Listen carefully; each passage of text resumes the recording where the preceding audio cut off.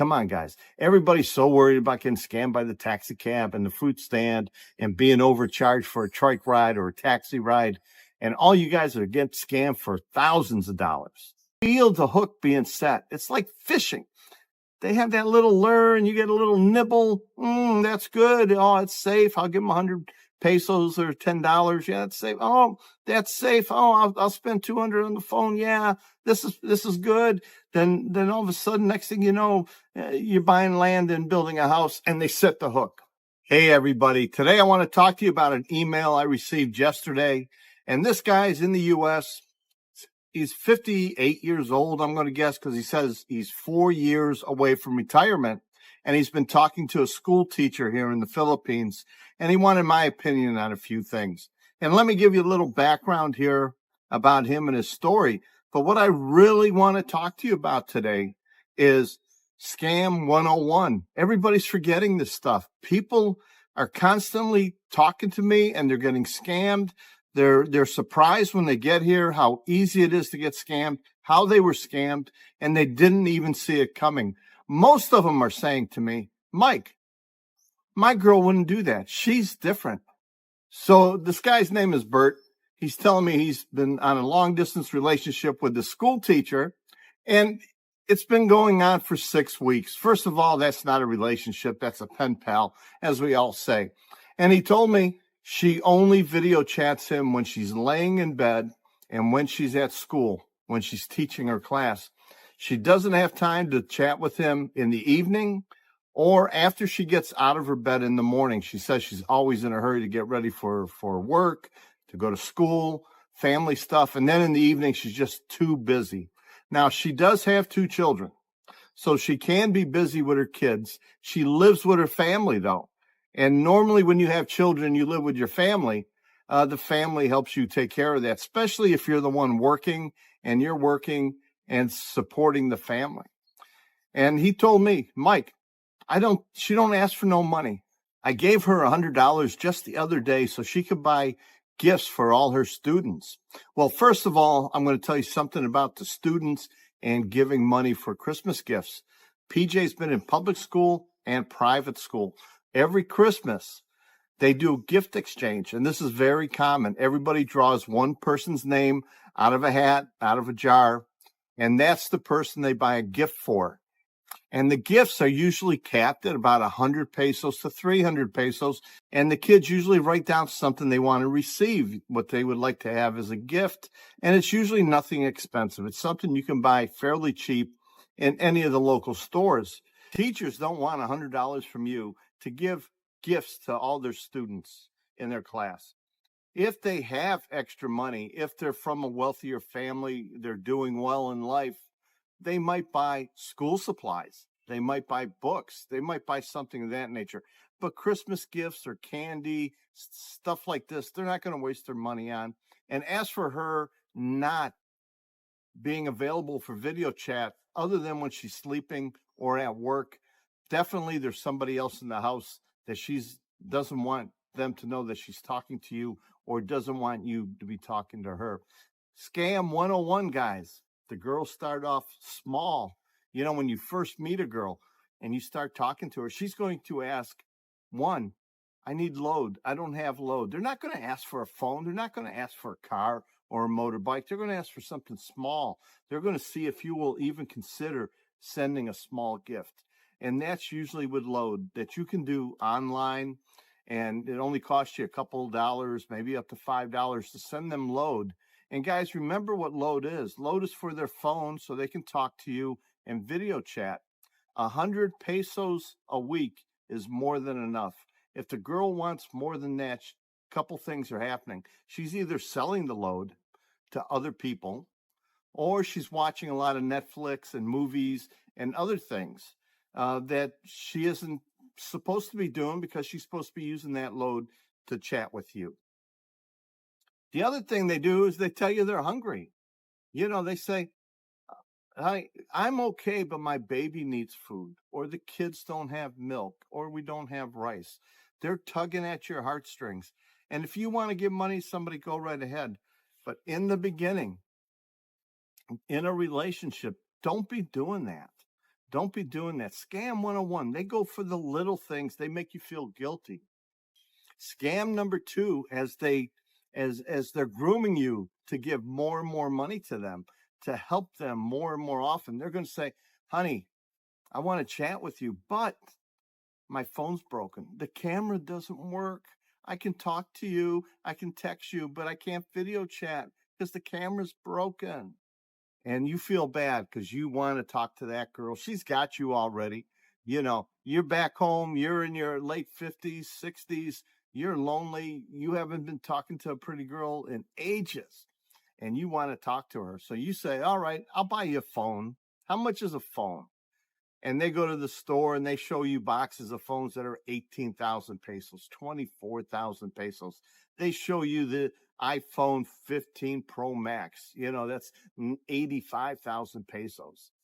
They're not showing you the phone that they can get for 4,000 pesos or 6,000 pesos. That works just fine.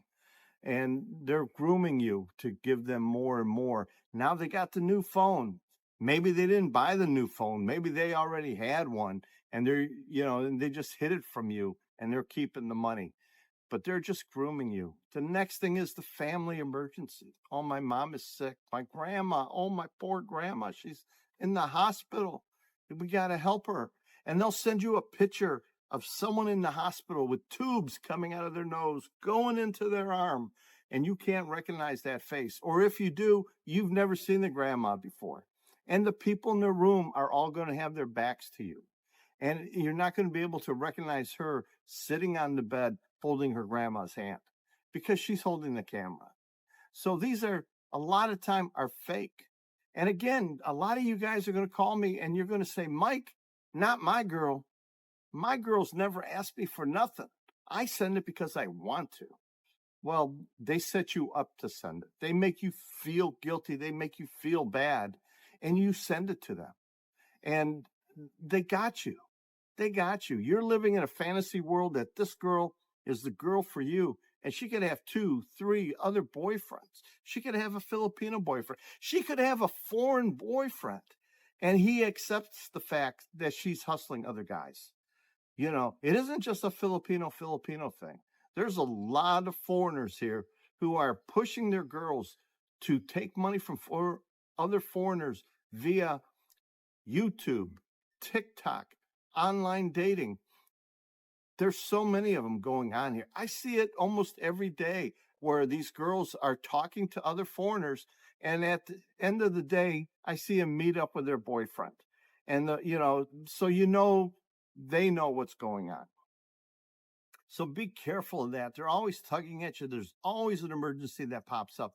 Maybe it's a motorcycle. You know, the next thing they're going to have is, I can't get into town to work. Or, honey, I love you so much. I want to quit working. I want to stay home and I want to be on the phone with you all the time. I want to prepare for you to come here. And they want to quit work and they want you to support them. And you're saying, wow, that's a great idea. Why don't we get a place to live? You can go into the city, find a good rental for us, and we'll go there and it'll be ready. When I get there, I'll have a place already rented. It'll be furnished. It'll be ready. And she starts looking for you. And she's showing you pictures saying, hey, this is 20,000 a month. This is 15,000 pesos a month, whatever it is. And she needs the 2 months security deposit, 1 month's advance rent, and showing you pictures of this nice place that she's going to rent for you, for us. It's going to be for us. It's going to be our home. And you believe her. And you believe her. And then later on in the relationship, once she's gotten that 50,000 or 80,000 peso lump sum for the deposit, she's going to come up with an excuse. Oh, they backed out of the deal. I'll just hold on to the money as I look for other places. You know, it's hard to find a good Western style home that you will be comfortable in, honey. And I'm just going to keep looking and looking. And these guys that I talk to, they keep telling me over and over again, not my girl, not the girl I'm with. She would never do that. My girl is different. She would never cheat me. We are soulmates. Now, there's a few of you out there who have found your soulmate online, and all this stuff has worked out for you. And I'm so happy for you. You are so blessed that that has happened. There's so many of you out there who get scammed, girl after girl after girl. I have one guy who wrote me about a local girl here who took him for so much money. And what happened to him? I saw him online being interviewed by a blogger. He's here in the Philippines. He met a girl, and after 1 month, they're getting married now. Foolish, foolish. Especially if you get taken once, it means that you're ripe to be taken again. And a lot of these girls talk to each other.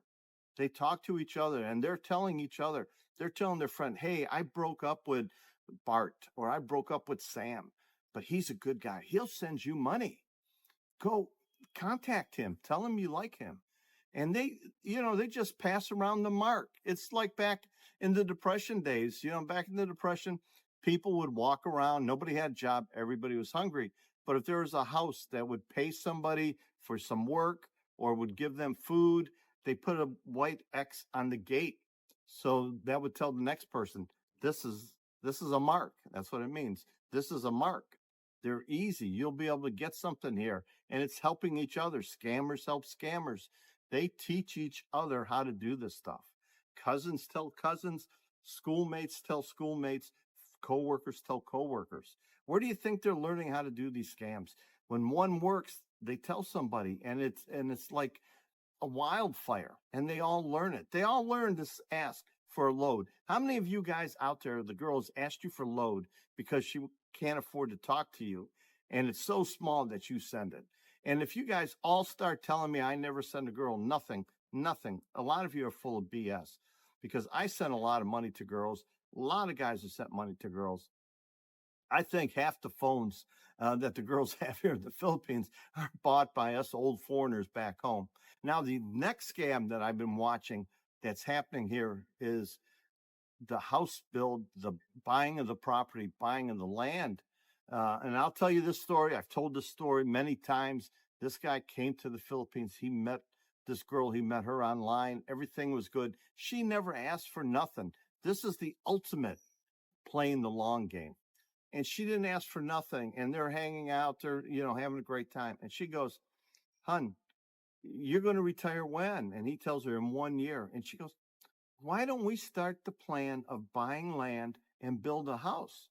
So when you get here in 1 year, we have a beautiful house to live in. We can have children, and lots of good things can happen. Well, he goes back home. He starts thinking about it, and he really missed her. Her boom boom was really good, and he really loves her. He in his heart, she's the right girl for him.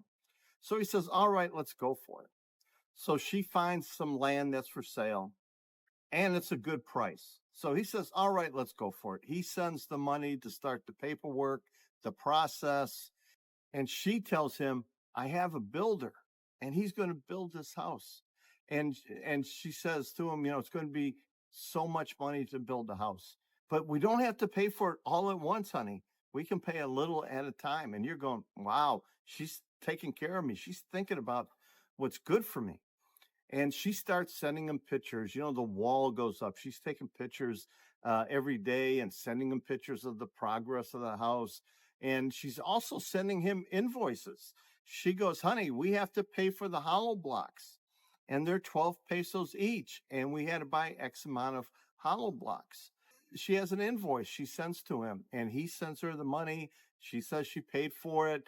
And he sees the work is going on and on. So he doesn't anticipate that anything is going wrong, because there's progress every week on this house. It's a pretty quick build. Well, the year is up. The house is built. He's set all this money. He's so excited. His retirement is coming up, and he has decided, I'm going to retire a month early. And the house is all set. He knows where the house is. She's driven on a motorcycle showing him it's down this road and everything. He gets to the city, and he travels to the house. He doesn't call her. He wants to surprise her. Honey, I'm home early. I'm here a month early. You should be so excited. He gets to the house. And let me know if you heard this one before.